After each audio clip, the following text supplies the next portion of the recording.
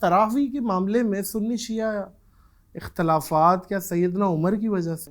ظاہر ہے وہ اختلاف رائے جو ہمارے اہل تشیع کمیونٹی رکھتی ہے، اختلاف کیوں ہے؟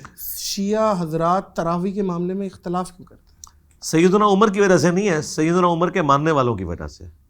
سیدنا عمر کا تو موقف آلموسٹ شیعہ والا ہی ہے، یہ بڑی حیران کن بات۔ جی 2010 نمبر حدیث پڑھ لیں آپ صحیح بخاری کے اندر، کہ سیدنا عمر سے پہلے نبی الاسلام کے مبارک دور میں آپ نے 3 دن تراویح کی جماعت کروائی، اس کے بعد نہیں کروائی، اور بخاری مسلم کے الفاظ ہیں جی قیام اللیل۔ ہاں اس زمانے میں قیام اللیل کا ورڈ استعمال ہوتا تھا، رات کا قیام، تراویح بھی استعمال ہوتا ہے، وطر کی نماز بھی ہے۔ اس کے بعد نبی الاسلام کی وفات جب ہو گئی تو ان اٹینڈڈ رہا یہ معاملہ سیدنا ابوبکر کے دور میں، سیدنا عمر کے بھی شروع کے دور میں ان اٹینڈڈ رہا، لیکن لوگ ٹولیوں کی شکل میں اپنی اپنی جماعت مسجد میں کرواتے تھے، ظاہر ہے سارے تو حافظ نہیں تھے۔ پھر بخاری کے الفاظ ہیں، سیدنا عمر ایک دفعہ مسجد میں آئے تو انہوں نے کہا کہ کیا ہی اچھا ہو اگر میں ایک امام مقرر کر دوں، اگر ان کو پڑھنا ہی ہے مسجد میں۔ پھر انہوں نے تمیم داری اور ابی ابن کعب کی ڈیوٹی لگائی، اور الموطا امام مالک میں ہے کہ 11 رکعتوں کا حکم دیا، بخاری میں تو صرف ہے کہ ڈیوٹی لگائی، وہاں رکھتے بھی موجود ہیں۔ اور پھر اگلے دن جب آئے تو وہ بڑے خوش ہوئے، انہوں نے کہا یہ کتنا اچھا نیا کام ہے جس سے وہ بدعت بھی نکال لیتے۔ بدعت تو تب تھی جب نبی الاسلام نے نہ کی ہوتی، اچھا نیا کام جو میں نے سنت کو جی سنت کو رینیو کے معنوں میں انہوں نے کہا۔ اور پھر آپ وہاں سے چلے گئے ایک جملہ بولتے ہوئے، کیا انہوں نے بولا؟ اس سے بہتر مرد کی وہ نماز ہے جو رات میں اکیلے اٹھ کر وہ پڑھتا ہے آخری وقت میں۔ جی تو سیدنا عمر نے خود تو مسجد میں تراویح جماعت سے پڑھی نہیں ہے۔ سیدنا عمر کبھی بھی اس سنت کو اس طریقے سے جاری نہیں کر سکتے تھے جسے نبی الاسلام نے اس طریقے سے مشروع نہیں فرمایا۔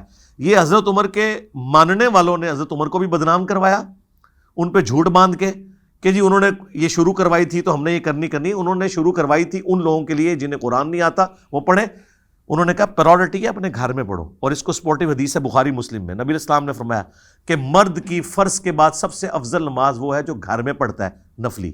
ایک اور حدیث ہے بخاری اور مسلم میں، مرد جو فرض نماز کے علاوہ نماز نفلی نماز اپنے گھر میں پڑھتا ہے اس کی وہ نماز مسجد نبوی میں نماز پڑھنے سے افضل ہے۔ یہ بخاری مسلم کے الفاظ ہیں۔ اور ایک اور حدیث بخاری مسلم میں کہ نبی الاسلام نے فرمایا مردوں سے کہ گھروں کو قبرستان نہ بناؤ، اپنی نماز کا کچھ حصہ گھر میں پڑھا کرو، اس سے برکت ہوتی ہے۔ یہ 3 حدیثیں ہیں، تینوں متفق علیہ ہیں جو میں نے آپ کو بتائی ہیں۔ تو یہ حضرت عمر کے ساتھ جو کچھ ہوا، ان کی جو بدنامی کروائی، یہ حضرت عمر کے ماننے والوں نے کروائی۔ اب آ جائیں شیعہ کی طرف۔ شیعہ قیام اللیل کے منکر نہیں ہیں، وہ کہتے ہیں رات کو قیام ہو، وہ کہتے ہیں یہ آرگنائز طریقے سے جو آپ نے شروع کروا کے اس چیز کو جو نبی الاسلام نے اس کو اس طریقے سے پسند نہیں فرمایا تھا۔ یہ جزوی بات تو درست ہے کہ بخاری مسلم میں ہے نبی الاسلام ناراض ہو گئے جب لوگ جمع ہوئے، نے کہا یا رسول اللہ میں جماعت کریں، آپ نے فرمایا مجھے خدشہ ہے تم پہ فرض نہ کر دی جائے۔ حضرت عمر کا موقف یہ تھا کہ نبی الاسلام جب دنیا سے چلے گئے تو اب فرض ہونے کا خدشہ تو ختم ہو گیا، آپ کی پسند تھی۔ حضرت عمر کی سوچ اپنی جگہ درست تھی، شیعہ نے جو اس کا ایک جز پکڑا ہوا ہے وہ بھی اپنی جگہ درست ہے۔ اس میں یہ غلو نہ کریں کہ جو جماعت سے کروا رہے ہیں کوئی بدعت کر رہے ہیں۔ جو کام میرے نبی نے 3 دن بھی کیا وہ بدعت نہیں ہے، اگر کوئی 30 دن بھی کرے۔